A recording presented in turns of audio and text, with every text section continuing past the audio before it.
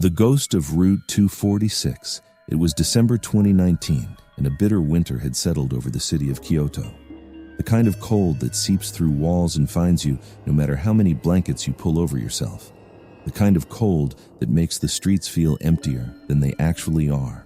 Haruka was sitting in her university library, surrounded by textbooks and the soft hum of fluorescent lights, when her phone buzzed on the desk. It was her mother. Her younger brother Sota had been in an accident. His motorbike had collided with a car on Route 246, one of the city's busiest roads. He was in critical condition. Her mother's voice was barely holding together on the other end of the line. The hospital was only minutes from campus.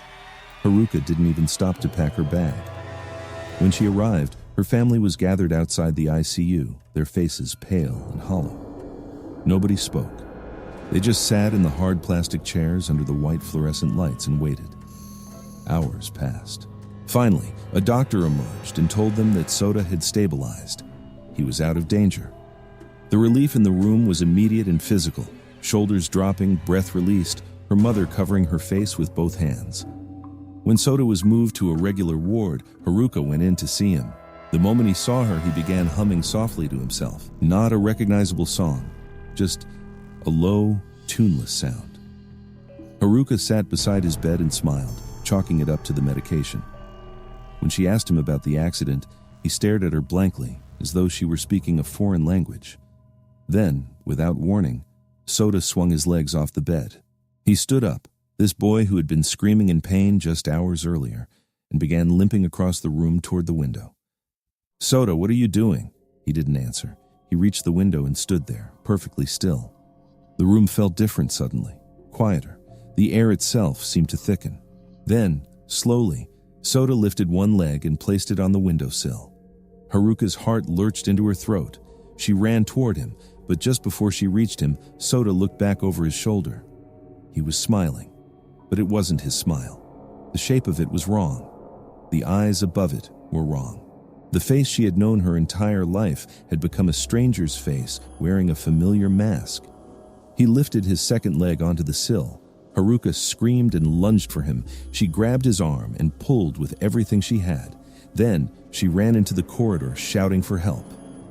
When the nurses rushed in behind her, Sota was standing calmly beside the window. Not on the ledge, not trying to jump, just standing there, blinking slowly, as though waking from a dream. But then his voice changed. It dropped, not just in pitch, but in quality, as though it were coming from somewhere further away than his body. He began twitching, his arms jerking at unnatural angles. His gaze was fixed on an empty corner of the room. He was watching something that nobody else could see. That evening, he muttered continuously that if he stayed in the hospital any longer, something was going to kill him. The nurses gave him sedatives. They didn't work. His condition was deteriorating by the hour. His mother couldn't bear it. She signed the discharge papers and brought him home. After nearly 10 hours of sleep, Sota woke up in his own room and immediately began behaving strangely again. He sat at the window of his bedroom for hours, staring at the street below, weeping silently. Haruka knelt beside him and asked what he was looking at. Without speaking, he raised one trembling finger and pointed. Their mother was standing directly in front of him. Seeing his finger pointed at her, their mother went pale. But what none of them realized was that Sota wasn't pointing at her. He was pointing at something behind her. He leaned close to Haruka's ear. "She came to take me," he whispered. Haruka felt every hair on her body stand up. Suddenly, Sota bolted from the chair. He ran to the kitchen and crawled underneath the sink, pressing himself into the dark cabinet space below the pipes. In the darkness, he began laughing, loudly, helplessly, the kind of laughter that has nothing to do with joy. Haruka crouched in front of him, her voice shaking. "Sota, who are you talking about? Why are you laughing like that?" He looked at her with glassy eyes and whispered, "I'm not laughing. She is laughing." Their parents stood in the kitchen doorway, listening. Nobody moved. Their mother gave Sota a sleeping pill and kept him in her room that night. Haruka slept there too, on a futon on the floor, listening to the sound of her brother's breathing until she finally drifted off. She was woken by the sensation of something around her ankles. In the dark, she looked down. Someone was crouched at the foot of her futon, binding her feet together with a length of cord. It was Soda. His eyes were open, wide open, and in the darkness of the room, they seemed to glow, not brightly, but with a faint deep red luminescence like embers behind frosted glass. He lay down beside her on the futon and stared directly into her face without blinking. Then he grabbed her hair. The pain was sudden and sharp. Haruka squeezed her eyes shut involuntarily, and when she opened them a second later, Soda was gone. Her feet were unbound. The room was silent.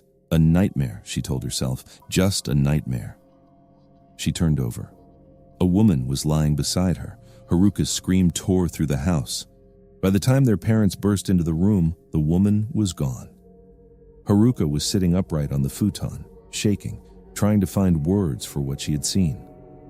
Before she could finish explaining, sounds came from above them. From the rooftop, Soda's voice, talking, but not to anyone they could see. They ran upstairs. He was standing in the center of the roof in his pajamas, speaking into the cold night air, his breath coming in white clouds. When he heard them come through the door, he turned around slowly. He smiled at Haruka. That wrong smile again. "How are your feet?" he asked in a voice that wasn't quite his. "Did you meet Yuki last night?" Haruka broke down crying on the spot. Something shifted in Soda's expression. Whatever had been wearing his face like a costume seemed to tighten its grip. His features twisted into something unrecognizable, something ancient and furious. He crossed the roof in 3 steps, grabbed Haruka by her hair, and lifted her off the ground. Their father rushed forward and grabbed Soda's arm. Soda turned and shoved him with his free hand, a single push that sent their father stumbling hard onto the rooftop floor.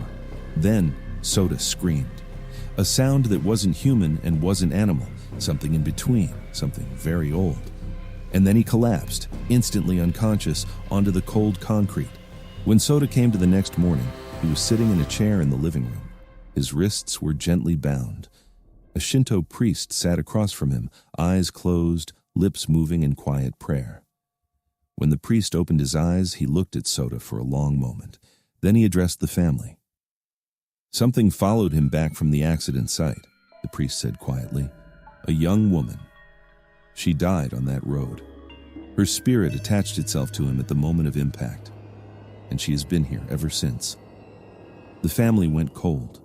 The woman Soda kept calling Yuki, the woman Haruka had seen lying beside her in the dark, the presence that had been laughing in the kitchen, watching from behind their mother, binding Haruka's feet, a woman who died on Route 246, a woman who had no idea she was dead. The priest performed a full purification ceremony. He told them that Yuki's spirit had been released, guided on to where she needed to go. Soda was readmitted to the hospital for observation. Within a few days, the color came back into his face. He stopped talking to empty corners. He slept through the night, but the strange behavior didn't fully stop until the family made a decision. They moved. New city, new apartment, new beginning. It was only when Soda crossed the threshold of the new home and left Route 246 far behind him that he finally, slowly, became himself again. He is fine now, but Haruka still sleeps with the light on, and she has never again turned over in the dark without first taking a breath and preparing herself for what might be lying there beside her.